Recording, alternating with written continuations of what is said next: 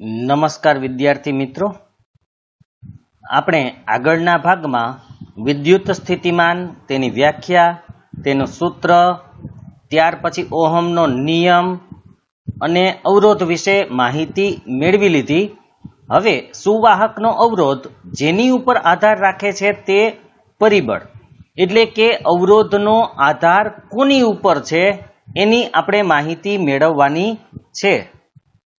તો સૌથી પહેલા પ્રવૃત્તિ 12.3 એક કોષ એટલે કે સેલ લેવાનો છે, એક એમીટર, પછી એલ લંબાઈનો એક નિક્રોમનો તાર. એલ એટલે ગમે એટલી લંબાઈ, જેને 1 દ્વારા દર્શાવેલ છે. જે નંબર 1 છે એ એલ લંબાઈનો છે અને એક કળ એટલે કે સ્વિચને આકૃતિ 12.5 પ્રમાણે જોડી પરિપથ પૂર્ણ કરો.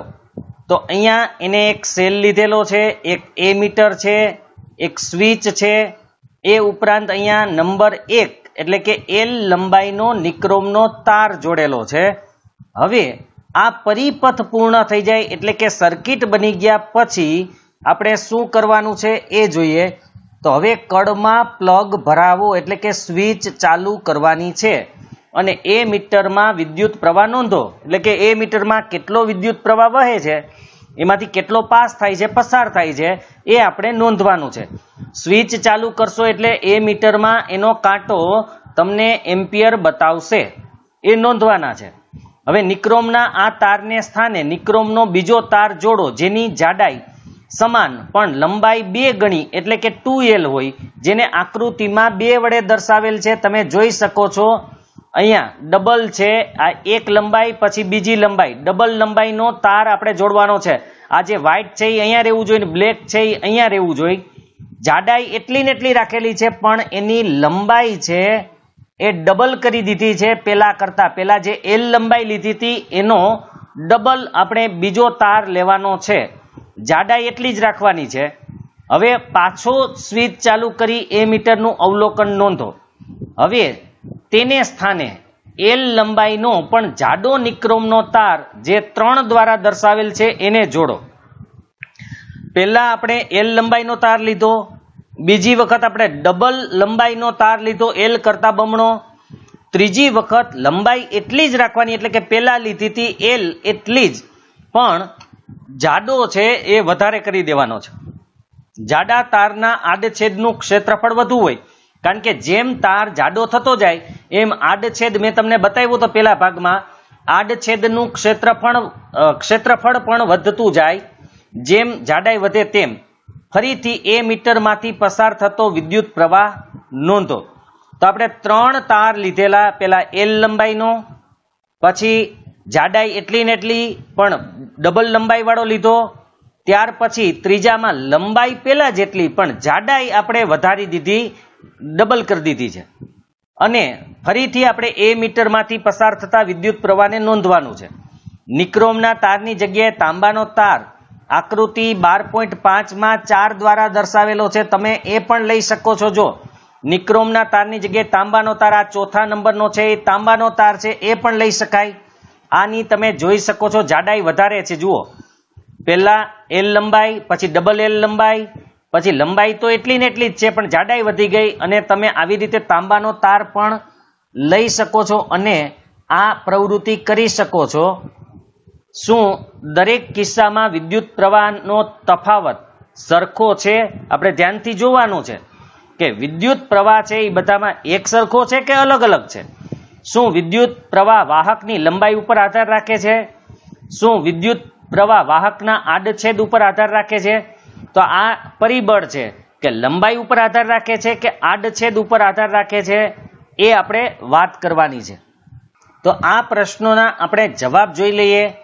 એવું જોવા મળે છે કે તારની લંબાઈ બમણી કરતા એ મીટરનું અવલોકન અડધું થાય છે. હવે એ મીટરનું અવલોકન અડધું થવાનો મતલબ છે કે વિદ્યુત પ્રવાહ ઓછો પસાર થાય છે. તો આના ઉપરથી આપણને એ જાણવા મળે કે જેમ તારની લંબાઈ વધતી જાય તેમ અવરોધ વધતો જાય, અને અવરોધ વધતો જાય એટલે વિદ્યુત પ્રવાહ ઘટતો જાય, એટલે તો વિદ્યુત પ્રવાહનું મૂલ્ય અડધું થઈ ગયું છે. ખાસ યાદ રાખજો, કોઈ પણ તારની લંબાઈ વધવાથી અવરોધ વધે અને અવરોધ વધે તો એમાંથી પસાર થતા વિદ્યુત પ્રવાહનું મૂલ્ય ઘટે. એવી જ રીતે પરિપથમાં સમાન લંબાઈનો એટલે કે લંબાઈ એટલી જ પણ જાડો તે જ દ્રવ્યનો બનેલો તાર વાપરતા વિદ્યુત પ્રવાહનું મૂલ્ય વધે. એટલે હવે આપણે એક યાદ રાખવાનું છે કે લંબાઈ એટલી જ હોય પણ આડછેદનું ક્ષેત્રફળ વધી જાય એટલે કે તાર જાડો થઈ જાય તો અવરોધ ઘટી જાય, અને અવરોધ ઘટી જાય માટે વિદ્યુત પ્રવાહનું મૂલ્ય વધી જાય. આ બરાબર યાદ રાખજો.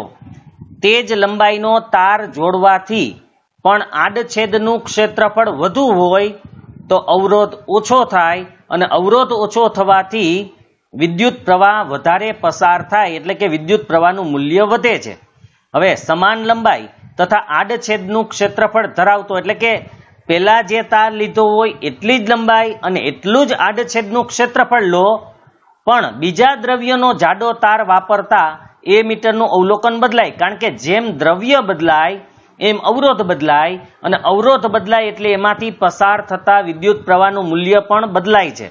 તો ખાસ યાદ રાખજો કે અવરોધ કોના ઉપર આધાર રાખે? તો કે લંબાઈ ઉપર આધાર રાખે, એના આડછેદના ક્ષેત્રફળ ઉપર આધાર રાખે, જે દ્રવ્ય લીધું હોય એ દ્રવ્યની જાત ઉપર પણ આધાર રાખે છે.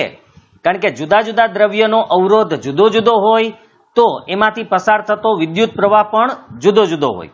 ઓહમનો નિયમ સમીકરણ 12.5 થી 12.7 લાગુ પાડતા આપણને માલુમ પડે છે કે વાહક તારનો અવરોધ. હવે આ સમીકરણ ઉપરથી આપણને એ ખબર પડે કે અવરોધ કોના ઉપર આધાર રાખે છે? તો કે એની લંબાઈ ઉપર. જેમ લંબાઈ વધશે તેમ અવરોધ વધશે તેના આડછેદના ક્ષેત્રફળ પર. જેમ આડછેદનું ક્ષેત્રફળ વધશે તેમ અવરોધ ઘટશે. બરાબર યાદ રાખજો. લંબાઈ વધે તો અવરોધ વધે, આડછેદનું ક્ષેત્રફળ વધે તો અવરોધ ઘટે, અને તેના દ્રવ્યની જાત પર આધાર રાખે છે. કારણ કે જુદા જુદા દ્રવ્યનો અવરોધ અલગ અલગ હોય છે, એટલે જે દ્રવ્ય લીધું હોય એ મુજબ એનો અવરોધ હોય છે. ચોકસાઈ પૂર્વકના માપન દર્શાવે છે કે એક સમાન વાહકનો અવરોધ તેની લંબાઈ એલના સમપ્રમાણમાં અને આડછેદના ક્ષેત્રફળ એના વ્યસ્ત પ્રમાણમાં હોય. આડછેદના ક્ષેત્રફળ માટે એ લીધેલો, ક્ષેત્રફળ એટલે એરિયા, એરિયા એટલે એ, અને લંબાઈ એટલે લેન્થ, લેન્થ એટલે એલ. એક જ દ્રવ્ય હોય, એક જ જાત હોય તો એનો અવરોધ કોના ઉપર આધાર રાખે? તો કે એની લંબાઈના સમપ્રમાણમાં હોય. એટલે કે જેમ લંબાઈ વધે એમ અવરોધ વધે. સમપ્રમાણનો મતલબ મેં તમને આગળના ભાગમાં પણ કીધું હતું કે જેમ લંબાઈ વધતી જાય તેમ એનો અવરોધ વધતો જાય, અને આડછેદના ક્ષેત્રફળના વ્યસ્ત પ્રમાણમાં છે. મતલબ કે આડછેદનું ક્ષેત્રફળ વધે તો અવરોધ ઘટે, વ્યસ્ત એટલે ઉલટું છે, અને જો આડછેદનું ક્ષેત્રફળ ઘટે તો અવરોધ વધે. એટલે કે આર સમપ્રમાણમાં એલ, એલના સમપ્રમાણમાં છે લંબાઈના, અને આર અવરોધ એ આડછેદનું જે ક્ષેત્રફળ છે એના વ્યસ્ત પ્રમાણમાં, એટલે એકના છેદમાં લખવામાં આવે છે. બરાબર યાદ રાખજો. કારણ કે વ્યસ્ત પ્રમાણ હોય તો એ છેદમાં હોય, એટલે આ વ્યસ્ત પ્રમાણ દર્શાવે છે. એક અંશ અને એક છેદમાં છે, બંને અંશમાં જ છે માટે એને સમપ્રમાણ કહેવાય છે. આ વ્યસ્ત પ્રમાણ છે. તો લંબાઈના સમપ્રમાણમાં અને આડછેદના ક્ષેત્રફળના વ્યસ્ત પ્રમાણમાં છે. આ બંને સમીકરણને સંયોજિત કરતા એટલે કે આપણે એને ભેગા કરીએ તો આપણને નવું સૂત્ર મળશે. આર સમપ્રમાણમાં એલ બાય એ, એટલે કે એલના સમપ્રમાણમાં અને એના વ્યસ્ત પ્રમાણમાં છે. હવે સમપ્રમાણતાની નિશાની કાઢવી હોય અને બરાબરની નિશાની મૂકવી હોય તો અહીંયા એક અચળાંક મૂકવો પડે. તો એ અચળાંક આપણે મૂક્યો છે જેને કહેવાય છે રો. બરાબર યાદ રાખજો, રો છે, પી નથી. આ ગ્રીક મૂળાક્ષર છે જે રો કહેવાય છે. તો આર બરાબર રો એલ બાય એ. આ સૂત્રથી તમે કોઈ પણનો અવરોધ શોધી શકો. એની લંબાઈ અને આડછેદનું ક્ષેત્રફળ હોય અને એની આ અવરોધકતા કહેવાય છે. અવરોધકતાનું મૂલ્ય આપણી પાસે હોય તો આપણે એનો અવરોધ શોધી શકીએ છીએ. જ્યાં રો સમપ્રમાણતા અચળાંક છે એટલે કે એને સમપ્રમાણતાનો અચળાંક કહેવાય.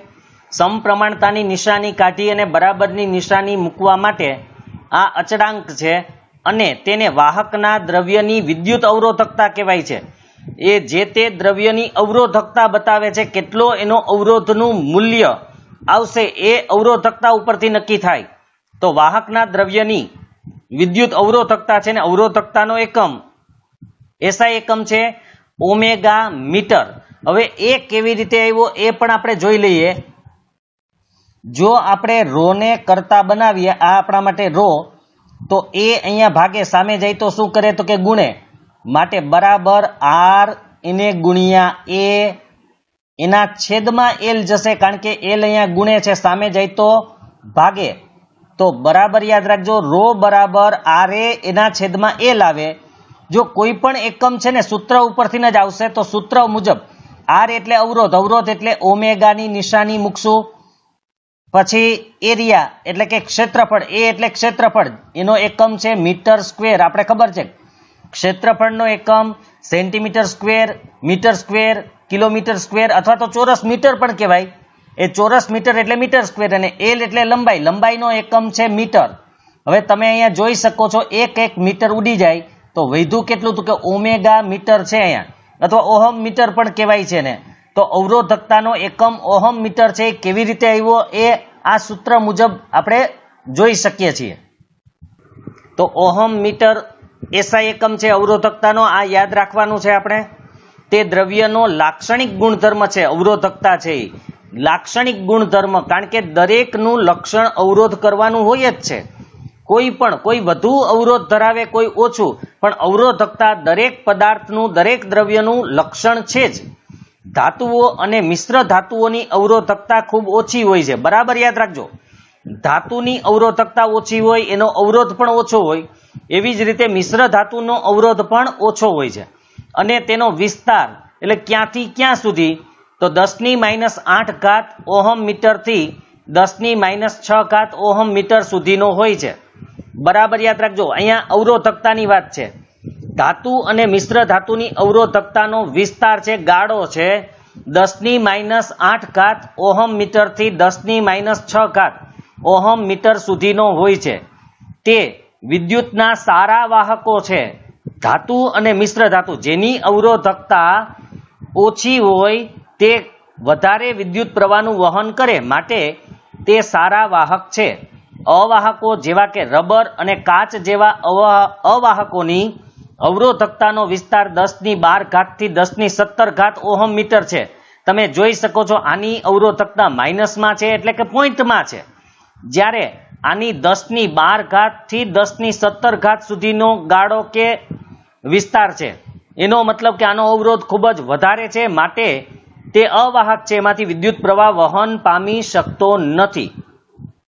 દ્રવ્યનો અવરોધ અને અવરોધકતા બંને તાપમાન સાથે બદલાય.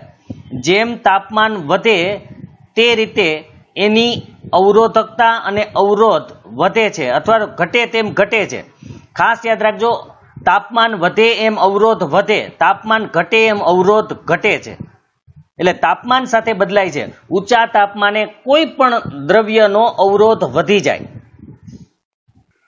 કોષ્ટક 12.2 માં આપણને જોવા મળે છે કે મિશ્ર ધાતુની અવરોધકતા તેમની મૂળ ધાતુઓ કરતાં વધુ છે. એટલે કે કોઈ પણ મિશ્ર ધાતુ જે ધાતુઓમાંથી બનેલી છે એને મૂળ ધાતુ કહેવાય, કારણ કે મિશ્ર ધાતુ બે કે બે કરતાં વધારે ધાતુઓના મિશ્રણથી બનેલી હોય, તો મિશ્ર ધાતુ જે ધાતુમાંથી બનેલી છે એ ધાતુનો જેટલો અવરોધ છે એના કરતાં મિશ્ર ધાતુનો અવરોધ હંમેશા વધારે હોય. આ યાદ રાખજો અવરોધકતા. અહીંયા મિશ્ર ધાતુની અવરોધકતા તે જે ધાતુમાંથી બનેલી છે એ ધાતુ કરતાં હંમેશા વધારે હોય છે. મિશ્ર ધાતુઓ ઊંચા તાપમાને ત્વરિત એટલે કે તરત જ ઓક્સિડાઇઝ એટલે કે દહન થતી નથી. ઓક્સિડાઇઝ થવું એટલે ઓક્સિજન સાથે પ્રક્રિયા કરવી. આપણને ખબર છે કોઈ પણ પદાર્થ ઓક્સિજન સાથે પ્રક્રિયા કરે તો એનું દહન થયું કહેવાય. તો મિશ્ર ધાતુ ઊંચા તાપમાને તરત ઓક્સિડેશન પામતી નથી, એટલે કે દહન પામતી નથી. આ કારણોસર તે વ્યવહારમાં વિદ્યુત ઉષ્મીય સાધનોમાં વપરાય છે. વિદ્યુત ઉષ્મીય એટલે વિદ્યુતની મદદથી જે સાધનો ઉષ્મા ઉત્પન્ન કરે છે એવા સાધનોમાં વપરાય છે, જેવા કે ઇલેક્ટ્રિક ઇસ્ત્રી. આપણે ખબર છે કે વિદ્યુત પ્રવાહનું ઉષ્મા ઉર્જામાં રૂપાંતર કરે છે ઇલેક્ટ્રિક ઇસ્ત્રી. એવી રીતે ટોસ્ટર એ પણ વિદ્યુત ઉર્જાનું ઉષ્મા ઉર્જામાં રૂપાંતર કરે છે. એવી રીતે ઇલેક્ટ્રિક સગડી. તો આવા ઘણા બધા સાધનો છે કે જે વિદ્યુત ઉર્જાનું ઉષ્મા ઉર્જામાં રૂપાંતર કરે છે એની અંદર મિશ્ર ધાતુઓ વપરાય છે. વિદ્યુત બલ્બના ફિલામેન્ટ માટે આપણે આગળના ભાગમાં વાત થઈ હતી કે કોઈ પણ બલ્બ હોય જે જૂનો આવતો હતો, CFL નહીં, હવે જે છે CFL એમાં વાયુ ભરેલો હોય. જૂના લેમ્પમાં પણ વાયુ હોય પણ વચ્ચે એમાં સ્પ્રિંગ હોય. એ સ્પ્રિંગને એનો ફિલામેન્ટ કહેવાય છે. તો એના માટે એકમાત્ર ટંગસ્ટનનો ઉપયોગ થાય છે. બરાબર યાદ રાખજો, ટંગસ્ટન ધાતુ ફિલામેન્ટ માટે વપરાય છે. જ્યારે તાંબા અને એલ્યુમિનિયમનો ઉપયોગ વિદ્યુત પ્રવાહના વહન કરતા તારોની બનાવટમાં થાય છે. એ પણ મેં આગળ કીધું હતું કે તાંબાના તાર ઘર માટે વાયરિંગમાં વપરાય, ઘરના વાયરિંગમાં વપરાય છે. એલ્યુમિનિયમ છે એ થાંભલાથી બીજા થાંભલા સાથે જોડવા માટે વપરાય છે. એટલે કે બહાર જે થાંભલાઓ ઉપર વાયર હોય છે એ એલ્યુમિનિયમના હોય છે, ઘરની અંદર જે તાર હોય તે તાંબાના હોય છે. કારણ કે એની અવરોધકતા ઓછી છે, માટે વિદ્યુત પ્રવાહનું સારું એવું વહન કરી શકે છે. હવે કોષ્ટક 12.2 20 સેલ્સિયસ તાપમાને કેટલાક દ્રવ્યોની અવરોધકતા. આ જે ફૂદડી અહીંયા દર્શાવેલી છે એનો મતલબ કે આ જે માપ છે કે દ્રવ્યોની અવરોધકતા છે એ તમારે યાદ રાખવાની નથી, પણ દાખલામાં કદાચ પૂછાય તો તમને આપેલી હશે અને અત્યારે આપણે દાખલા ગણવા હોય તો આમાંથી તમે એનો ઉપયોગ કરી શકો છો, બાકી યાદ રાખવાની જરૂર નથી. હવે અહીંયા દ્રવ્ય અને એની અવરોધકતા છે. પેલા વાહકોની વાત કરવાની છે. અહીંયા વાહકોમાં આપણને સૌથી પહેલા આપેલું છે ચાંદી, ત્યાર પછી તાંબુ આપેલું છે, ત્યાર પછી એલ્યુમિનિયમ, ટંગસ્ટન, નિકલ, લોખંડ, ક્રોમિયમ, પારો અને મેંગેનીઝ. આટલી ધાતુઓ છે એ વાહકો છે. તો એમાં ચાંદી, મેં તમને કીધું હતું કે ચાંદીની અવરોધકતા અથવા તો અવરોધ સૌથી ઓછો હોય છે. તો ચાંદી છે 1.6 કયો કે 1.60 કયો, બંને સરખું જ છે, એને ગુણ્યા 10⁻⁸. એવી રીતે તાંબાની 1.62 ગુણ્યા 10⁻8 છે.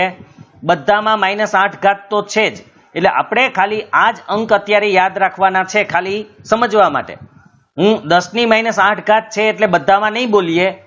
તો ચાંદી 1.60, તાંબુ એના કરતાં થોડું વધારે 1.62, એલ્યુમિનિયમ એનાથી વધારે છે 2.63, ટંગસ્ટન 5.20, એની અવરોધકતા વધારે છે એટલા માટે લેમ્પમાં વપરાય છે. એ ટંગસ્ટન જે ફિલામેન્ટ હોય ટંગસ્ટનનો લેમ્પની અંદર, જ્યારે વિદ્યુત પ્રવાહ એમાંથી પસાર થાય ત્યારે એ ગરમ થઈ જાય અને ગરમ થવાને કારણે એ પ્રકાશ ઉત્પન્ન કરે છે, એટલે કે એની અવરોધકતા વધારે છે. ત્યાર પછી નિકલની 6.84, લોખંડની 10, ત્યાર પછી ક્રોમિયમની 12.9, પારાની 94.0 એટલે 94 અને મેંગેનીઝની 1.84 એને ગુણ્યા 10⁻6 છે. હવે આપણે મિશ્ર ધાતુઓની વાત કરવાની છે. એમાં કોન્સ્ટન્ટ કોપર અને નિકલની મિશ્ર ધાતુ છે જેનો અવરોધ છે 49 ગુણ્યા 10⁻6, એટલે કે ધાતુ કરતા વધારે છે. યાદ રાખજો, માઇનસમાં જેમ અંક કે આંકડો નાનો હોય તેમ એ મોટો ગણાય, એટલે -8 કરતા -6 મોટો છે, માટે અવરોધકતા વધુ ગણાશે ધાતુઓ કરતા. તો આપણે આગળ જોયું હતું કે ધાતુઓ કરતા મિશ્ર ધાતુઓની અવરોધકતા વધારે હોય, તો આ વધારે જ છે. મેંગેનીન જે કોપર, મેંગેનીઝ અને નિકલની મિશ્ર ધાતુ છે એની અવરોધકતા છે 44 ગુણ્યા 10⁻6. નિક્રોમ જે નિકલ, ક્રોમિયમ, મેંગેનીઝ અને લોખંડ એટલે કે આયર્નની મિશ્ર ધાતુ છે એની અવરોધકતા છે 100 ગુણ્યા 10⁻6. હવે અવાહકો, જેમાં પેલા કાચની અવરોધકતા 10⁻10 થી 10⁻14, એટલે ખૂબ જ વધારે છે. એવી રીતે સખત રબર જે હોય એની 10⁻13 થી 10⁻16 સુધીની. પછી જેવું રબર, કાચના પણ પ્રકાર છે એટલે જુદી જુદી અહીંયા આવશે. જેવો કાચ એ મુજબ એની અવરોધકતા આવશે, પણ એનો વિસ્તાર એટલે કે ગાળો આટલો હોય છે. એવી રીતે રબરમાં 10⁻13 થી માંડીને 10⁻16 સુધીનું હોઈ શકે. ત્યાર પછી એબોનાઇટ છે, એની અવરોધકતા 10⁻15 થી 10⁻17 સુધીની છે. એબોનાઇટ છે આ એનું નામ છે. તમે ગૂગલમાં નાખી અને ઇમેજ જોશો તો તમને ખબર પડી જશે. ઇબોનાઇટ કે એબોનાઇટ છે એ એક પ્રકારનું રબર જ છે જે વલ્કેનાઇઝેશનથી મળે. વલ્કેનાઇઝનો મતલબ છે કે કુદરતી જે રબર હોય એમાં સલ્ફર ઉમેરવાથી જે રબર બને એને વલ્કેનાઇઝ રબર કહેવાય છે, એને વલ્કેનાઇઝિંગ કહેવાય.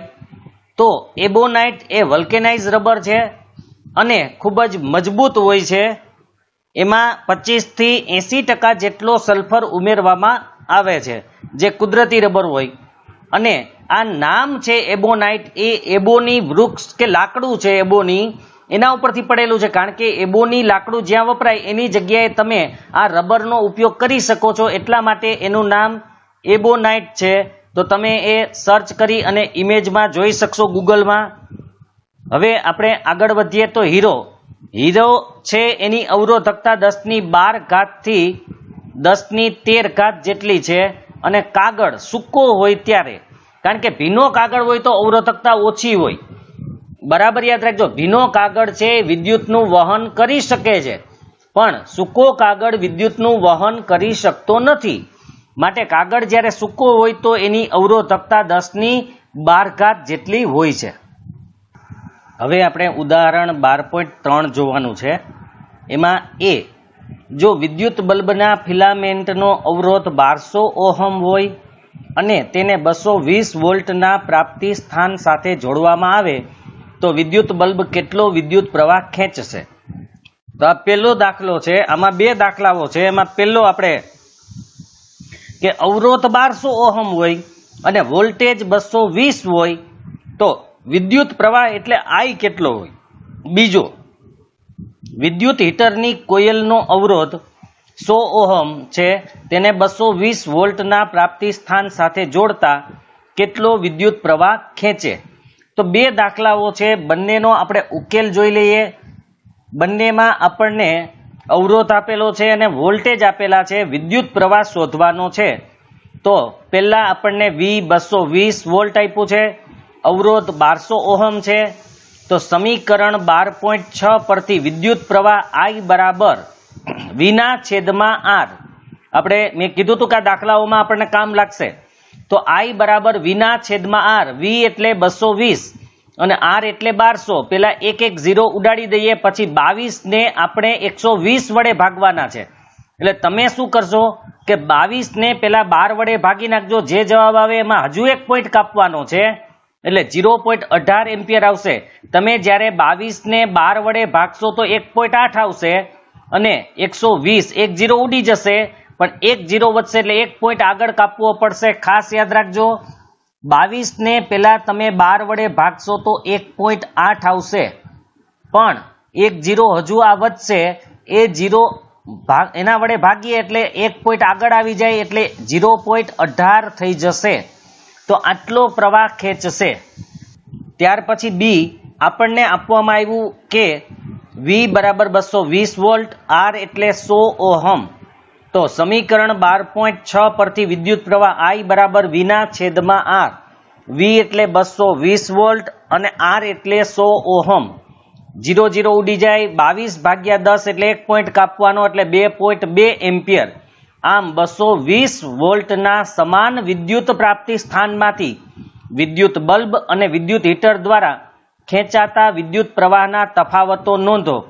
તો આપણે ખબર છે હીટર વધુ વિદ્યુત પ્રવાહ ખેંચશે જ્યારે બલ્બ ઓછો વિદ્યુત પ્રવાહ ખેંચશે. ત્યાર પછી ઉદાહરણ 12.4. એક વિદ્યુત હીટર પ્રાપ્તિ સ્થાનમાંથી 4 એમ્પિયર વિદ્યુત પ્રવાહ ખેંચે છે ત્યારે તેના બે છેડા વચ્ચેનો વિદ્યુત સ્થિતિમાનનો તફાવત 60 વોલ્ટ છે. એટલે વીજ સ્થિતિમાન તમને આપેલો છે, વોલ્ટેજ આપેલા છે અને વિદ્યુત પ્રવાહ આપેલો છે. જો વિદ્યુત સ્થિતિમાનનો તફાવત 120 વોલ્ટ સુધી વધારવામાં આવે તો હીટર કેટલો પ્રવાહ ખેંચશે. હવે અહીંયા એક સાદી રીત પણ છે ગણતરીની, એ આપણે જોઈ લઈએ પછી આપણે દાખલો ગણશું. દાખલામાં થોડું વધારે કરવું પડશે. તો સૌથી પહેલા તમે જુઓ કે અહીંયા 60 વોલ્ટ છે ત્યારે વિદ્યુત કેટલો ખેંચે છે વિદ્યુત પ્રવાહ, તો કે 4 એમ્પિયર. તો વોલ્ટેજ આપણે 120 વોલ્ટ કરીએ તો વિદ્યુત પ્રવાહ કેટલો ખેંચે તો કે જો 60 ના ડબલ 120 વોલ્ટ કરીએ તો વિદ્યુત પ્રવાહ 4 નો કેટલો થાય તો કે 8. કારણ ઓહમનો નિયમ કે વીજ સ્થિતિમાનમાં વધારો થાય તો વિદ્યુત પ્રવાહમાં પણ વધારો થાય, વીજ સ્થિતિમાન ડબલ થાય તો વિદ્યુત પ્રવાહ પણ ડબલ થાય, માટે 4 ના ડબલ 8 થાય, એટલે આપણો જવાબ છે અહીંયા 8 આવશે. હવે દાખલો કેવી રીતે ગણવો એ આપણે જોઈ લઈએ. તો ઉકેલમાં આપણે જોઈએ સૌથી પહેલા તો આપણને આપવામાં આવ્યું છે વિદ્યુત સ્થિતિમાનનો તફાવત V બરાબર 60 વોલ્ટ અને વિદ્યુત પ્રવાહ I બરાબર 4 એમ્પિયર. ઓહમના નિયમ અનુસાર પેલા R શોધવો પડે તો R બરાબર V ના છેદમાં I, 60 ના છેદમાં 4 એટલે 15. તો R મળી ગયો. હવે આપણે R ઉપરથી ફરીથી I ગોતશું. તો હવે વીજ સ્થિતિમાનનો તફાવત કેટલો આપ્યો છે તો કે 120 વોલ્ટ છે, માટે વિદ્યુત પ્રવાહ I બરાબર V ના છેદમાં R, કારણ R આપણે શોધી લીધો. V એટલે હવે 120 વોલ્ટ, R એટલે 15 ઓહમ, તો 15 × 120 એટલે 8 એમ્પિયર થાય. મેં કીધું તેમ 4 ના ડબલ 8. તો ખાસ યાદ રાખજો, તમને પેલા વોલ્ટેજ અને એમ્પિયર આપેલા હોય એટલે કે વિદ્યુત પ્રવાહ આપેલો હોય તો પેલા R શોધી લેવાનો, ત્યાર પછી જેટલા વોલ્ટેજ આપેલા છે એ વોલ્ટેજ અને R બંનેનો ઉપયોગ કરશો એટલે ફરીથી નવો વિદ્યુત પ્રવાહ તમને મળી જશે. તો આમ હીટરમાંથી વહેતો વિદ્યુત પ્રવાહ કેટલો તો કે 8 એમ્પિયર થઈ જાય છે. ઉદાહરણ 12.5 ધાતુના 1 મીટર લંબાઈ ધરાવતા તારનો 20 સેલ્સિયસ તાપમાને અવરોધ 26 ઓહમ છે. જો તારનો વ્યાસ 0.3 મિલીમીટર હોય તો તે તાપમાને ધાતુની અવરોધકતા કેટલી? એટલે આપણે અહીંયા ધાતુની અવરોધકતા શોધવાની છે. જે અવરોધકતા મળે એ અવરોધકતાને આપણે કોષ્ટક 12.2 માં સરખાવવાની છે અને એની સાથે સરખામણી કરી અને આપણે કહેવાનું છે કે આ તારનું દ્રવ્ય કયું છે, એટલે કે કયા તારનું આ અવરોધકતા છે, કયા તારની અવરોધકતા છે એ આપણે કહેવાનું છે. આ પૂર્વાનુમાન છે, એટલે કે જેટલો જવાબ આવશે એ જવાબને આપણે કોષ્ટક સાથે સરખાવશું તો આપણને ખબર પડશે કે આ કયા પ્રકારનો તાર છે. હવે આપણે એનો ઉકેલ જોઈ લઈએ. તો આપણને જે આપવામાં આવ્યું છે એમાં શું આપેલું છે એ જુઓ તમે. તો સૌથી પહેલા આપણને અવરોધ 26 ઓહમ, વ્યાસ એટલે D, ડાયામીટર, વ્યાસને ઇંગ્લિશમાં ડાયામીટર કહેવાય એના માટે D છે, 0.3 મિલીમીટર છે. આપણે એને મીટરમાં રૂપાંતર કરવું પડશે એટલે 3 × 10⁻⁴ મીટર. હવે આ કેવી રીતે આવી એ પણ આપણે જોઈ લઈએ. 1000 મિલીમીટર બરાબર યાદ રાખજો, 1000 મિલીમીટર બરાબર 1 મીટર થાય. આનું કારણ તમે સમજી લેજો કે 10 મિલીમીટર બરાબર 1 સેન્ટીમીટર, 1 સેન્ટીમીટર બરાબર 10 મિલીમીટર હોય, બરાબર યાદ રાખજો 1 સેમી બરાબર 10 મિલીમીટર હોય. હવે 1 મીટરમાં કેટલા સેન્ટીમીટર હોય તો 1 મીટરમાં 100 સેન્ટીમીટર હોય. હવે સેન્ટીમીટર કાઢી નાખો તો 100 ના 100 સેન્ટીમીટરની જગ્યાએ આપણે એની કિંમત મૂકી દઈએ તો કેટલી છે? 1 સેન્ટીમીટર જ ગણાય. 1 સેન્ટીમીટર બરાબર 10 મિલીમીટર, તો 100 × 10 એટલે 1000 મિલીમીટર બરાબર કેટલા થાય તો કે 1 મીટર થાય. તો હવે 1000 એટલે 10⁻³ મિલીમીટર બરાબર 1 મીટર. 10⁻³ અહીંયા ગુણે, સામે જાય તો ભાગે, એટલે અહીંયા આપણે કાંઈ ન વધે તો 1 લખશું એટલે 1 મિલીમીટર બરાબર 1/10⁻³ મીટર. હવે આ ઘાત ઉપર આવે તો કેવી થાય તો કે માઇનસ, માટે 1 મિલીમીટર બરાબર 10⁻³ મીટર થાય. 1 મિલીમીટર બરાબર 10⁻³ મીટર થાય. મેં આગળ પણ કીધું હતું કે જો આગળનો એકમ નાનો હોય તો ઘાત માઇનસ આવે. જો મિલીમીટર નાનો છે ને મીટર મોટો છે, માટે -3 આવે છે. હવે -4 કેવી રીતે આવી એ પણ જોઈ લઈએ. પણ આ યાદ રાખવાનું છે, 1 મિલીમીટર બરાબર 10⁻³ મીટર થાય. હવે 0.3 મિલીમીટરનો મતલબ આપણે ખબર પડી જશે. તો 0.3 એને ગુણ્યા આપણે 1 મિલીમીટર એટલે 10⁻³ મીટર જોયું. હવે 3/10 આપણે 10 કરી નાખીએ, એને ગુણ્યા 10⁻³ મીટર હતું. હવે અહીંયા ઘાત 1 છે, પ્લસ છે, ઉપર જાય તો માઇનસ થાય, એટલે 3 ગુણ્યા 10⁻³ ની જગ્યાએ કેટલી થઈ જાય તો કે 4, કારણ કે આ -3 અહીંયા +1 છે, ઉપર જાય તો એ -1 થાય, ઓછે ઓછે વધતા 3 ને 1 4, નિશાની મોટાની માટે -4 આવશે. તો ડી બરાબર 0.3 મિલીમીટરની આપણે ખબર પડી ગઈ, 3 ગુણ્યા 10⁻⁴ મીટર, તથા તારની લંબાઈ એલ બરાબર 1 મીટર આપેલી છે.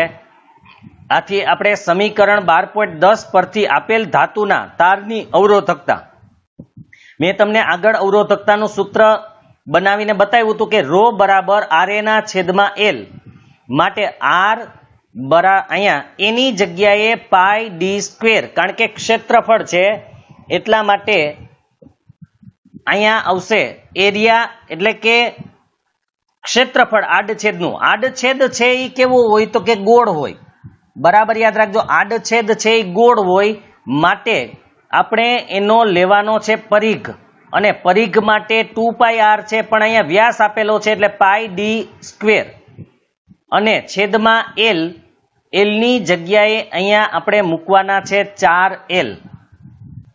સોરી, અહીંયા આપણે ક્ષેત્રફળ લેવાનું છે એટલે પરિઘ નહીં આવે, ક્ષેત્રફળ. ક્ષેત્રફળ માટે આપણે સૂત્ર ખબર છે πr², વર્તુળનું જે ક્ષેત્રફળ છે એનું સૂત્ર છે πr². હવે અહીંયા આ કેવી રીતે આવ્યું એ જોઈ લઈએ. હવે આપણને ખબર છે કે d બરાબર 2r થાય, કારણ કે ત્રિજ્યાનું ડબલ કરો એટલે વ્યાસ મળે. તો d બરાબર 2r, તો r ની કિંમત કેટલી આવે તો કે d/2 બરાબર r. 2 અહીંયા ગુણે સામે જાય તો ભાગે, એટલે r બરાબર d/2 આવશે. તો આ આપણને ત્રિજ્યા મળી ગઈ. આ ત્રિજ્યાને આપણે અહીંયા મૂકશું તો π/π, r ની કિંમત છે d/2 એનો વર્ગ, માટે π/π d² એના છેદમાં 2 નો વર્ગ 4. તો અહીંયા એની જગ્યાએ આ ક્ષેત્રફળ છે, તો ક્ષેત્રફળ બરાબર πr² હોય, એમાં આપણે d બરાબર 2r છે, એના ઉપરથી આપણે r ની કિંમત મેળવી, એટલે ત્રિજ્યા એટલે વ્યાસ કરતા અડધું, વ્યાસ એટલે d/2, તો r ની જગ્યાએ d/2 મૂકવાથી d નો વર્ગ, અને 2 નો વર્ગ કેટલો થાય તો કે 4, માટે જ્યાં a હતો ત્યાં આપણે મૂક્યું π, d², અને છેદમાં 4, અને L. તો આ રીતે એનું સૂત્ર આવેલું છે. હવે આ સૂત્રમાં આપણે આપેલ કિંમતો મૂકવાની છે. તો રોના રો બરાબર અહીંયા એને કિંમત મૂકીને સાદુરૂપ સીધું આપેલું છે 1.84 ગુણ્યા 10⁻⁶ ઓહમ મીટર મળે છે. એ કેવી રીતે મળે છે એ આપણે સાદુરૂપ આપીને જોઈ લઈએ. તો અહીંયા તમે જોઈ શકો છો, r એટલે 26 આપણે મૂકેલા છે, ત્યાર પછી પાઈ એટલે 22/7 આપણે 7 મૂકેલા છે, ત્યાર પછી d એટલે 3 ગુણ્યા 10⁻⁴ એનો વર્ગ આપણે મૂકેલો છે, ત્યાર પછી 4, અને L એટલે 1 મીટર અહીંયા આપેલું છે, માટે આપણે ત્યાં 1 મૂકેલા છે. હવે સાદુરૂપ આપણે આપવાનું છે, તો અહીંયા 2 દુ 4, 11 દુ 22, બીજું 26/26 ગુણ્યા પેલા 11 આપણે કરી લઈએ તો એ 286 આવશે. એને ગુણ્યા અહીંયા 3 નો વર્ગ છે એટલે 9 આવશે. એને ગુણ્યા 10⁻4 દુને 8 એટલે -8 થાય. બરાબર યાદ રાખજો, અહીંયા 4 નો વર્ગ નથી કરવાનો પણ ગુણાકાર થાય, ઘાતની ઘાતનો ગુણાકાર થાય, એટલે 4 દુને 8 છેદમાં 7 દુને 14 વધેલા છે. હવે આપણે 286 ને 14 વડે ભાગી નાખીએ તો એ આવશે 20.43. આ આશરે છે, કારણ કે આમાં પોઈન્ટ પછી ઘણા બધા આંકડા આવતા હોય. એને ગુણ્યા 9, એને ગુણ્યા 10⁻8. હવે આપણે 20.43 ગુણ્યા 9 કરી નાખીએ તો 20.43 ગુણ્યા 9 કરવાથી 183.43 87 આવશે, એને ગુણ્યા 10⁻8 ઘાત. હવે આપણે ખબર છે કે હંમેશા એક આંકડા પછી પોઈન્ટ હોવો જોઈએ, એટલે આ પોઈન્ટને આપણે અહીંયા લઈ આવવાનો છે, તો 1.838 આવશે. પાછળ 7 લખવા હોય તો લખી નાખીએ. 2 પોઈન્ટ આગળ ખસેડાય એટલે 2 પોઈન્ટ ઘટશે, એટલે માઇનસ અહીંયા આવશે 6. 2 પોઈન્ટ આપણે આગળ ખસેડેલા છે. હવે તમે અહીંયા જોઈ શકશો કે પોઈન્ટ પછી 2 આંકડા રાખવા છે, તો આ આંકડો કાઢી નાખવો છે, તો એક આગળ ઉમેરવો પડશે. માટે 1.84 ગુણ્યા 10⁻6 ઘાત. આ રીતે દાખલો ગણેલો છે, બરાબર યાદ રાખજો. તો આ જવાબ આવે છે. હવે આ જવાબને આપણે જો કોષ્ટકમાં સરખાવશું તો મેંગેનીઝની અવરોધકતા બતાવે છે. આ અવરોધકતા કોની છે? તો કે મેંગેનીઝની છે. ત્યાર પછીનું ઉદાહરણ છે 12.6. આપેલ દ્રવ્યના L લંબાઈ અને A આડછેદ ધરાવતા તારનો અવરોધ 4 ઓહમ છે. તો આ જ દ્રવ્યના L ના છેદમાં 2 એટલે કે લંબાઈ અડધી કરી દીધી અને ક્ષેત્રફળ ડબલ કરી દીધું 2A. તો આડછેદ ધરાવતા તારનો અવરોધ કેટલો? બરાબર યાદ રાખજો. પહેલા લંબાઈ L આપેલી છે, આડછેદનું ક્ષેત્રફળ A છે, ત્યારે એનો અવરોધ 4 છે. તો એ જ દ્રવ્ય લીધેલું છે, પણ લંબાઈ અડધી કરી, L/2 નો મતલબ અડધી લંબાઈ કરી અને આડછેદનું ક્ષેત્રફળ ડબલ કરી દીધું 2A. તો એનો અવરોધ કેટલો થાય? તો આપણે ઉકેલમાં જોઈએ. સૌથી પહેલા પ્રથમ તાર માટે એના માટેનો અવરોધ છે R1, રો બરાબર L/A. એનો મતલબ કે પહેલા જે તાર આપેલો હતો L લંબાઈનો અને A આડછેદના ક્ષેત્રફળ વાળો, તો એનો અવરોધ આપણને કેટલો મળે છે? તો કે 4 ઓહમ મળે છે. એટલે R1 બરાબર રો L/A બરાબર 4 આવશે. બરાબર યાદ રાખજો, પહેલો અવરોધ જ આપેલો છે. બીજા તાર માટે R2. હવે બીજા તાર માટે R2 ની વાત કરીએ તો રો, હવે લંબાઈ કેટલી છે? તો કે L/2 અને ક્ષેત્રફળ કેટલું છે? તો કે 2A. માટે આ જે અંશનો છેદ છે એ છેદમાં આવે એટલે 2 દુને કેટલા થાય? તો કે 4. માટે 1/4 એને આગળ લઈ લીધા છે. પછી રો ના રો, L ના L અને A ના A. બરાબર યાદ રાખજો, અંશનો છેદ છેદમાં આવે એટલે 2 દુને 4 થાય, એ 4. પણ એની ઉપર કંઈ ન હોય તો 1 લખી શકાય, એટલે 1/4 એને આગળ લઈ લીધા. ત્યાર પછી રો, L અને A. હવે R2 બરાબર 1/4 એમને એમ. હવે રો L/A એટલે શું? તો કે રો L/A એટલે R1. તો આ R1 ની કિંમત છે એ અહીંયા મૂકી. હવે R1 બરાબર 4 છે, તો 4 ઉડી જાય એટલે કેટલા આવે? તો કે 1. માટે R2 બરાબર 1 ઓહમ, એટલે કે નવા તારનો અવરોધ 1 ઓહમ આવશે. હવે આપણે પ્રશ્નોના જવાબની ચર્ચા કરવાની થશે, જે આપણે આગળના ભાગમાં કરશું. જો તમને આ વિડીયો પસંદ આવ્યો હોય તો લાઈક કરજો, શેર કરજો, અને જે વિદ્યાર્થી મિત્રોએ આ ચેનલને સબસ્ક્રાઇબ ન કરેલી હોય એ સબસ્ક્રાઇબ કરજો, જેથી તમને આવા જ વિડીયો મળતા રહે.